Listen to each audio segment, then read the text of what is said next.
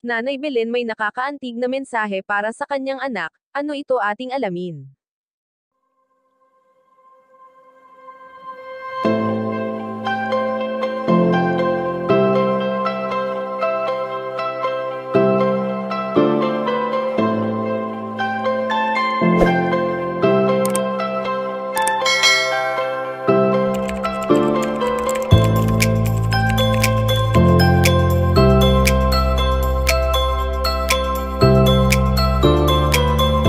Marami pa rin ang natutuwa dahil sa tagumpay na natatamasa ngayon ni Bunso Mix Malino, isa na nga rito ang kanyang inay na si Nanay Belen. Alam naman natin kung gaano ka-supportive si Nanay Belen pagdating sa mga nais ng kanyang mga anak, at ni minsan ay hindi ito tumutol sa kung anong gustong gawin sa buhay ng magkakapatid na Malino.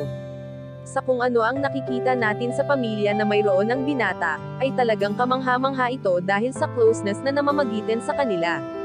Nakakataba lang ng puso na kung gaano sinusuportahan ng solid mommy supporters at ng mga kabunsuan ang binata ay ganun rin ang suportang ibinibigay nila sa pamilya ni Bunso Mix Malino.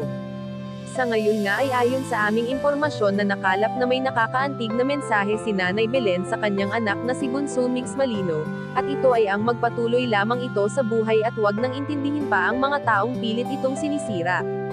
Bilang isang ina ay ramdam di umano ni Nanay Belen na may lungkot pa ring nararamdaman ang kanyang anak, kaya naman mas minamabuti na lamang nito na mag-travel sa kung saan-saan.